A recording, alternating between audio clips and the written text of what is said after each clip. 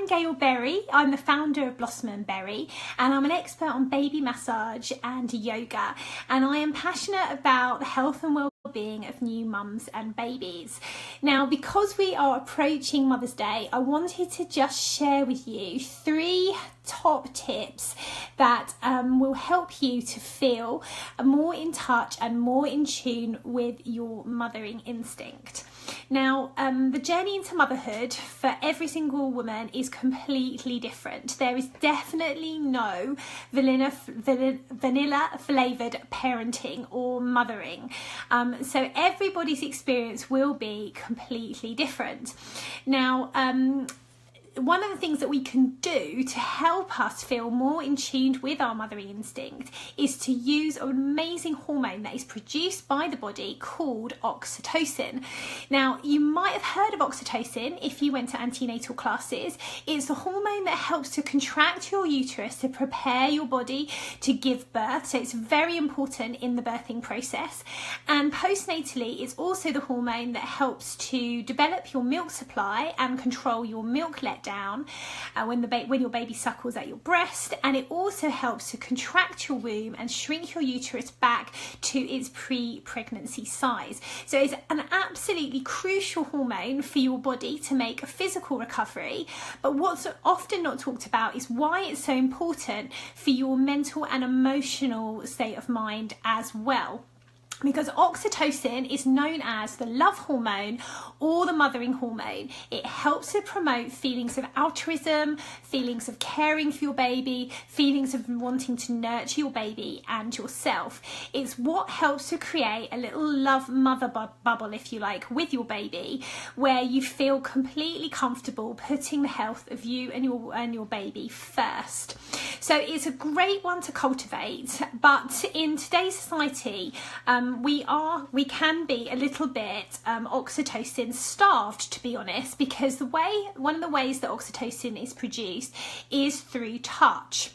And as more and more mums are mothering in isolation, leaving hospital very soon after having their babies, maybe not having the support that they get at home, and not being looked after and nurtured in the way that they would have it in, say 40 to 50 years ago in terms of confinement periods, new mums might find that actually their levels of oxytocin are not as high as they should be or could be to help you embrace your motherhood journey.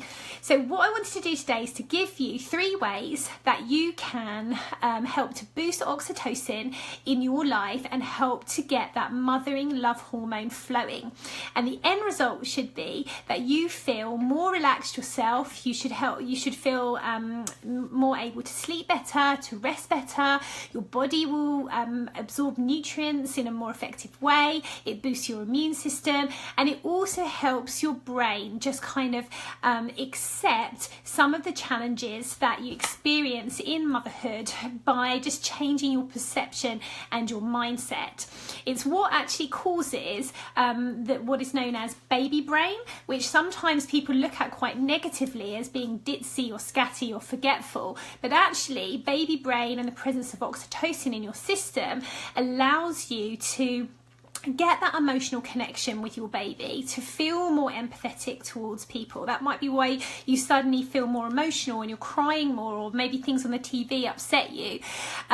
They actually help you to accept more monotonous and repetitive tasks by that presence of oxytocin.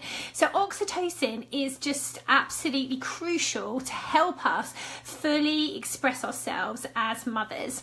So let's have a think about how you can get some oxytocin in your life. So if you had a natural birth and you're breastfeeding, you will already have oxytocin in your body. So if you've just had a baby in the last 24 hours, your oxytocin levels would be pretty high as a bit of a hangover from your uterus contracting. But then after that, oxytocin can be produced through breastfeeding, as I said before. When your baby suckles at your breast, the hormone that allows the milk to let down is oxytocin. So that's what gives us sometimes that rush of relaxation once our babies have latched on, and sometimes why you feel a bit sleepy and relaxed whilst you're breastfeeding. So birth would produce it, breastfeeding would produce it, and traditionally when we had a better support system for new mothers, and when new mothers had what was called a period of confinement, women in the community would be coming around and helping to support them, sometimes physically, in some cultures through massage, which obviously touch boosts your oxytocin, through food and diet, through keeping mums warm by staying in bed. All of these things would have naturally got our oxytocin flowing and helped our bodies recover from birth, and our mind and our emotional and mental state to be much more in tune with this new role as a mother. So if you're not getting those things, let's have a think. So the first thing that you can do to try and get some oxytocin is to think about, if you can't get a massage or touch from somebody else, you can give yourself self-massage. So that's really easy to do. You don't need to be a pro to do this. You just literally need to spend some time, get some nice cream, get a nice oil, something that is going to nurture your skin, and you literally just give yourself a massage through the whole of your body. It's a great way to get oxytocin flowing, and within 10 seconds of touch, oxytocin starts to being produced, and you will start to feel the effect of this loving mothering hormone, which has the effect of lowering your blood pressure, boosting your digestion, helping you rest and relax more easily. It helps to bring down the levels of stress hormones in the body and helps you feel good.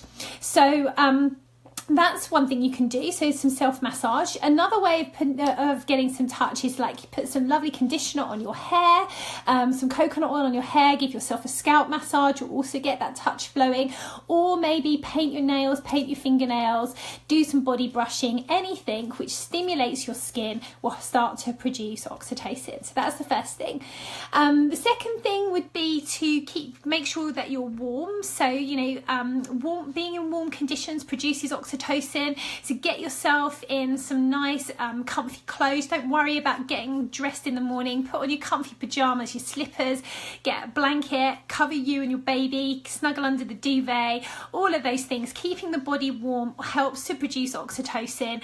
Oxytocin helps you to feel more loved, nurtured, and it brings out your mothering hormones. So in terms of you relaxing into motherhood and connecting with your baby, keeping yourself in your pajamas with your slippers and your blanket and your duvet, it might not be great for the housework, but it's really good for you and your baby in those first 40 days after birth to help you adjust into motherhood, because your mental and emotional health is central to everything and has to be put first when you've had a baby, because if you can't feel love for yourself and nurture yourself, you can't give love and nurture other people. So it's just simply has to be done. You need to be able to look after yourself.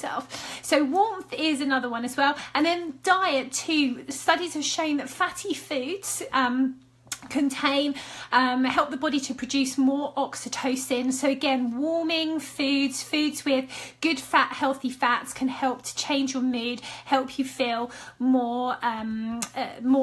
helps produce more oxytocin in the body, helps you feel more relaxed, nurtured and nourished from the inside out.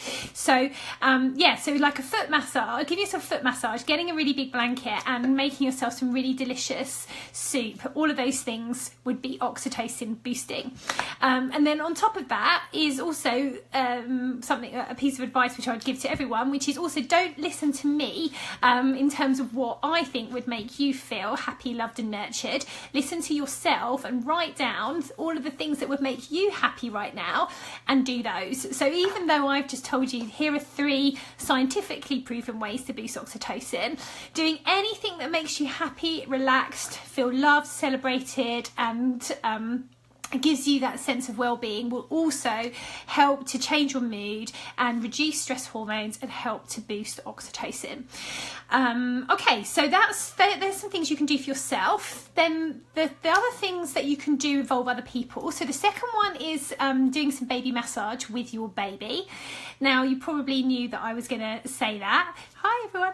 And now this activity of doing baby massage, it's something which is very intuitive. like the desire to touch and nurture our babies comes from, you know, deep within. It's a way of communicating to our babies that they're loved, that they are safe, that they are secure, and it helps to really communicate that babies are that they belong and that they have this sense of security, which really helps to support babies' emotional and mental health.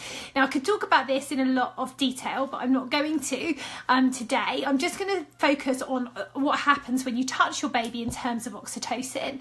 So when you massage your baby's body produces oxytocin, which helps to lower blood pressure, lower stress hormones in the body, boost your baby's digestion or the ability to absorb nutrients from the food that your baby's receiving. And studies have also shown that it can promote rest and relaxation. So I can't say scientifically that baby massage will help your baby to sleep better, which would help you to both rest more, but it will help to relax your baby, which in turn can help your baby to rest. And in terms of your body, when you touch your baby and massage, your body produces oxytocin as well. So you've got a double whammy of oxytocin being produced in your body and your baby's body. So both of you have got hormones within your body that help you feel more chemically attracted to each other, help you to feel more connected, really help to express biologically love between you. And studies have shown that babies that are massaged have a stronger attachment or bond to their baby. So it really, really is very powerful for your baby and for you. So baby massage is another way you can get oxytocin flowing. And then the final one would be to connect with your community. Now, this is something I feel very passionate about at the moment, that there's a lot of mothering going on in this country in isolation. When we have a baby, whether it's at home or in hospital, pretty much within maybe 48 to 72 hours, a lot of the support that you receive during pregnancy and birth suddenly disappears. And this is really, really challenging for new mothers, because although we have got oxytocin and although we have got our biological mothering instinct, as we've seen, that can be blocked if you've had a stressful birth or you have anxiety around being a mother or a new baby. And if you've had a cesarean, you might not have had oxytocin, because oxytocin is a hormone that actually causes the contractions of the womb. So if you miss that out, you might not have oxytocin naturally flowing within the body. Also, if you choose to bottle feed over breastfeed, you also would not be getting as much oxytocin. So our mothering instinct, this mothering hormone, could be a little bit blocked after birth due to the way that we birth in modern times.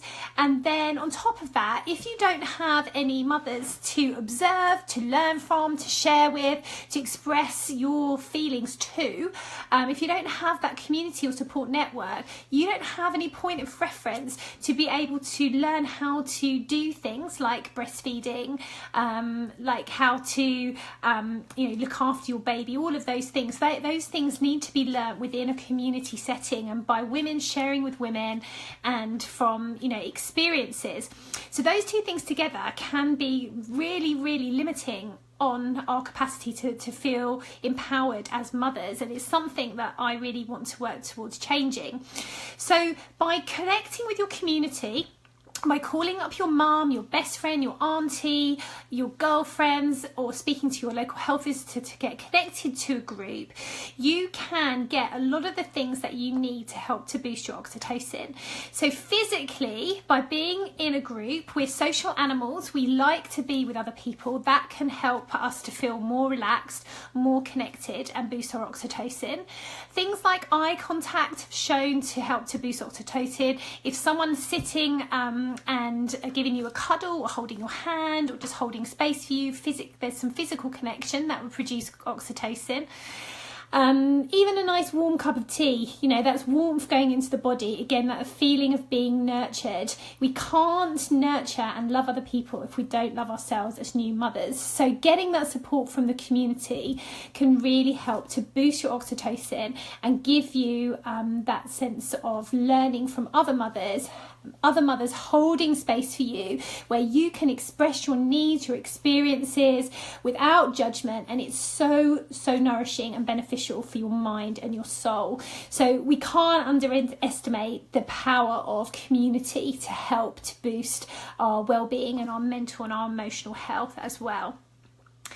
Okay, I feel like I covered a lot in that video. I did this video earlier and it cut off, so I've just done it again as a little bit of a summarised version, but there's still so much that I would love to share. So just to summarise then, things like stress hormones, anxiety, overwhelm, overthinking, over-Googling, all of those things can block our ability to tune into our instincts and block the production of our oxytocin. So we want to try to avoid things that undermine what we know is our own truth as mothers. We need to tune in more to ourselves and physically connect with our bodies and how our bodies feel and what our bodies need after we've had a baby. So that's the first thing. And the second thing is to boost your oxytocin. Think about physical contact, getting as much physical contact as you can, whether it's through your looking after yourself, through facial massage, body brushing, hair conditioning, pedicure, manicure, any of those things that can really help, through keeping yourself warm, through nourishing your body through diet. Think about using something like baby massage, which is going to be not only beneficial for you, but also for your baby. And last of all, connect with your community. Find the women that you need in your life to form your modern village. Find the women that you can be authentically you with, that you can share with. And again, try to connect physically and bring some of those aspects together. And your body will respond by gifting you this amazing love hormone, this oxytocin, this mothering hormone, which in turn will help you feel stronger mentally and emotionally as well. I'm going to pop some links in this Facebook Live below to our website, where you will find free resources on how to learn baby massage with your baby at home. We have downloads, videos, all sorts of things, and we also have lots of information on maternal and infant mental health on our blog to support you. And do let us know if there's any other topics you'd like us to cover in Facebook Lives. I'm here to serve you and to try to empower new mums to feel confident and embrace their journey, because mothers are life creators. They are an incredible force on the planet, and by learning with your baby about new life experiences, you can both grow and journey together. Okay, have a great day. Bye.